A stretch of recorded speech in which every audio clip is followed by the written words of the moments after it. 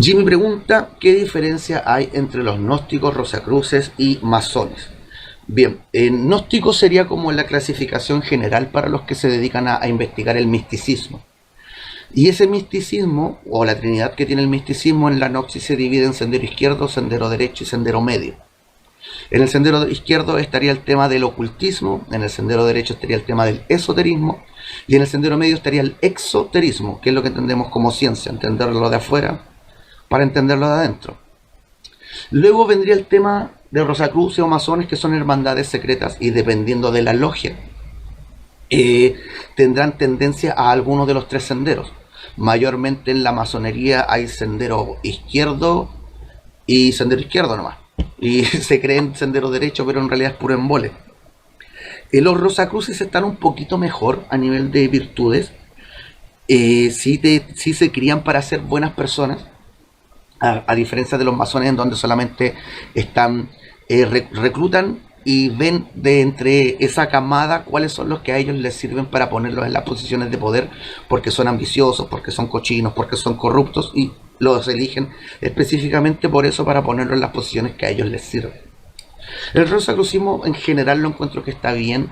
El único detalle que encuentro que está mal en el rosacrucismo es la meta final del rosacrucismo, en donde supuestamente la persona procura criar virtud, criar bondad, ser una buena persona, pero es en favor de la sociedad, en favor del sistema, no en favor de la humanidad, no en relación a lo que la humanidad necesita, sino que en relación a lo que el sistema necesita para seguir funcionando. Y eso hace que el rosacrucismo se vuelva maquiavélico, que solo funcione para que el sistema siga funcionando. Y ese es un grave problema que tenemos. La sociedad humana no está funcionando para que el humano progrese y crezca y viva bien, sino que solamente para que la maquinaria siga funcionando, porque esa maquinaria está en manos de unos pocos. Andy MJ dice, ¿me enseñas a hacer trampa? Bien, la trampa más sencilla de hacer es el tema de utilizar la Trinidad. Cuando tratamos de entender algo, tenemos que tener claro que el entendimiento es una Trinidad. Y esa Trinidad está conformada por el origen del fenómeno, el mecanismo del fenómeno y la función del fenómeno, lo que termina siendo en la manifestación. Si tienes esos tres aspectos de algo, tienes el entendimiento de ese algo. ¿Cómo lograr eso? También se aplica la Trinidad nuevamente. Todo está conformado por una parte activa, pasiva y neutra. Si encuentras esos tres factores de una cosa, tienes la cosa en tus manos. Si no puedes hallarle lo femenino, lo masculino o lo neutro, es probablemente porque eso que tienes en las manos es lo pasivo, lo negativo o lo neutro de algo más. Entonces, si te acostumbras a hacer ese juego, puedes abarcar el espectro completo de la información. Yo el ejemplo que suelo usar es el tema de la libertad, que es una forma una de las formas de la voluntad. La forma activa de la libertad sería hacer lo que nosotros queremos hacer. La forma pasiva sería no hacer lo que no queremos hacer. Y la forma neutra sería esas cosas que tenemos que hacer, que no queremos hacer, pero hay que hacerlas. Entonces, en lo neutro de la libertad estaría el tema de la responsabilidad. Y ahí tendrías todo lo que abarca el tema de la libertad. Hacer, no hacer y tener que hacer. Cristian Sepúlveda pregunta, ¿qué es la Gnosis del Sendero Medio? La Gnosis del Sendero Medio es una filosofía basada en el poder de la hora. Ser tu mejor versión aquí y ahora, funcionando a través de la Trinidad de la Luz, que es disciplina, misericordia y autosacrificio.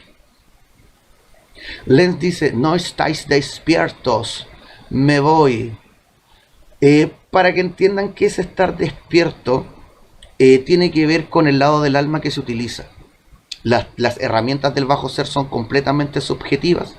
Las herramientas del alto ser son completamente objetivas. Lo subjetivo te lleva a estar poniéndole tu marco mental a la realidad como si estuvieses soñando, como si estuvieses durmiendo. El despierto lo que hace es ver el mundo objetivamente, quitándole el factor de la conveniencia personal a lo que estás mirando. Las cosas simplemente son y no son por reflejo mío. El ejemplo que yo doy es si le preguntas qué es un árbol a un despierto y a un dormido. Si le preguntas qué es un árbol a un dormido, el dormido te va a decir que el árbol da madera, da sombra, da comida, etcétera. Te va a dar una respuesta que tiene que ver con él, no con lo que el árbol es. El despierto te va a decir, esa respuesta solo te la puede dar un árbol. Solo el árbol te puede decir qué es ser árbol. Esa es la distancia. Subjetividad contra objetividad. Cuando estamos durmiendo funcionamos netamente por lo objetivo, por lo subjetivo. Y estar despierto implica usar la objetividad, las herramientas del alto ser, comunicación, entendimiento y vinculación. Las herramientas de los subjetivos serían el miedo, el capricho y la egolatría, que son netamente herramientas para sobrevivir. Las herramientas objetivas del alma son para crecer. Eso es simplemente el despertar, el salto del tercer al cuarto chakra, dejar de lado la individualidad porque se vuelve más importante el bienestar de lo colectivo, que es lo que nos hace realmente humanos. Somos la especie más codependiente que existe en el planeta y nos pasan metiendo individualismo. No es natural en nosotros el individualismo. Lenz dice, una persona despierta nunca sufre porque se ha enfrentado a su propia sombra y descubierto su alma. Ya, ahí no está saliendo la charlatanería de Jung. Es una pésima idea esto de abrazar la sombra porque nuestra alma solo sabe obedecer. Y cuando nosotros tocamos algo, instintivamente sabemos que esa cosa nos va a tocar de vuelta. Entonces cuando decimos que queremos abrazar a la oscuridad, le estamos dando el permiso a la oscuridad de abrazarnos de vuelta. El entendimiento te lleva a darte cuenta por qué las herramientas de la oscuridad no son el mejor camino. Y así terminas optando por no utilizar la oscuridad como herramienta. Eso no es abrazar a la oscuridad, eso es descartarla de tu vida. Todo lo que existe siendo alguna forma de la proporción áurea. Y la proporción áurea es la sumatoria del neutro con un polo. Nada es las tres cosas al mismo tiempo. Ese tercio que falta se manifiesta junto al polo, o sea, junto al neutro, en el ángulo opuesto. Por eso existe la antimateria, con las reglas opuestas a las nuestras. Valdavian dice, ¿quieres abrir los ojos? Lean el libro de Belisikavinska. Aléjense lo más que puedan de lo samaeliano y lo hiperbóreo. Son dos corrientes creadas por el satanismo altamente asquerosas para el ser. Te pudren el alma. Esta huevada de lo hiperbóreo de dar vuelta al espíritu como que fuera un calcetín cuando son puentes. ¿Cómo das vuelta a un puente, amigo?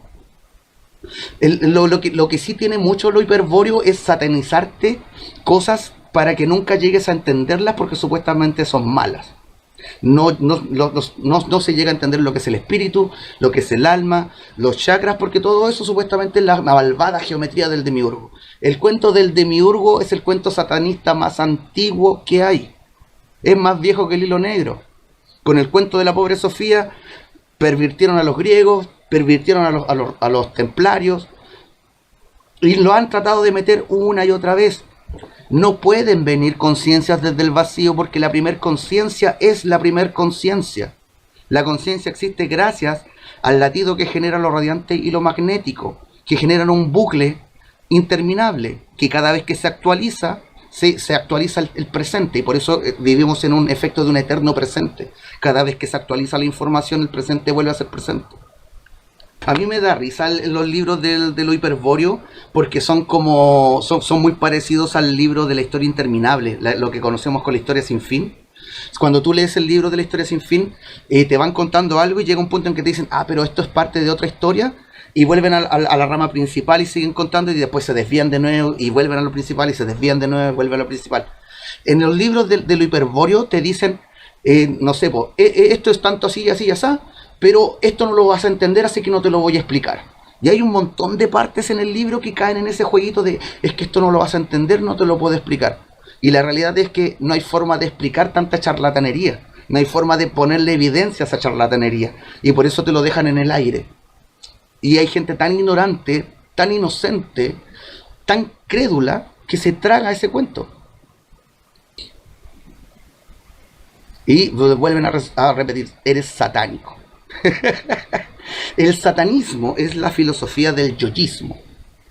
El yoyista se pone primero, segundo, tercero, cuarto y quinto lugar.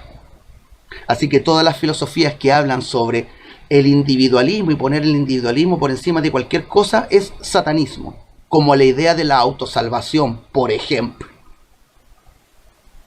Yo enseño a buscar llegar a entender qué es lo que hemos llegado a hacer durante tantas encarnaciones y cumplir con nuestra función como una célula funcional de la humanidad. Yo lo que enseño es a ser útil para la humanidad. Yo no te hablo sobre ti mismo, ni provecho para ti, ni provecho para mí mismo. Yo cumplo con lo que soy, un enseñante. Cumplo con mi función como célula de la humanidad. Así que no sé dónde están viendo satanismo o si es que realmente saben qué es el satanismo. Bueno, con el satanismo tenemos este tema de que tenemos la programación de que el satanismo es todo lo que está en contra de la palabra de Dios, o sea, todo lo que está en contra de lo que habla la Biblia. Eso sería satanismo, pero hay mucho satanismo en la Biblia.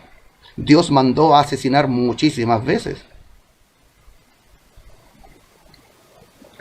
De hecho, se dice que el diablo significa el que engaña. ¿Cuál puede ser el mejor engaño que tenernos adorándolo y odiando al mismo personaje al mismo tiempo? El odio lo alimenta, la adoración lo alimenta. Negocio redondo. La oscuridad siempre tiene negocios redondos. Lenz dice, este mundo no va a ser un sitio de paz si hay gente que no tenga chispa divina. Punto. Amigo, todos tenemos espíritu, todos tenemos esa chispa divina. Hasta el más pequeñito de los insectos tiene esa chispa divina. El cuento es cómo utilizamos esa chispa. Si la usamos para propagar sustancia luminosa para afuera, o nos volvemos magnéticos y nos volvemos un agujerito negro que solo quiere chupar, que solo quiere comerse lo que está alrededor. No importa ser un espíritu, todos somos espíritus. Lo que importa es cuál lobo alimentas, el lobo blanco o el lobo negro, que es lo que genera la proporción áurea, ser 66,6% luz o 66,6% oscuridad. He aquí sabiduría, que el que tenga entendimiento cuente el número de la bestia, porque es 666, porque también es número de hombre y de bestia. Para que un número sea dos cosas al mismo tiempo tiene que tener polaridad. Eso significa que es un 66,6%. Positivo o negativo, lobo blanco o lobo negro. Ese es el entendimiento que entrega esa frase. Donde habría que hacer la diferencia entre la marca de la bestia y el número de la bestia, que son dos cosas diferentes.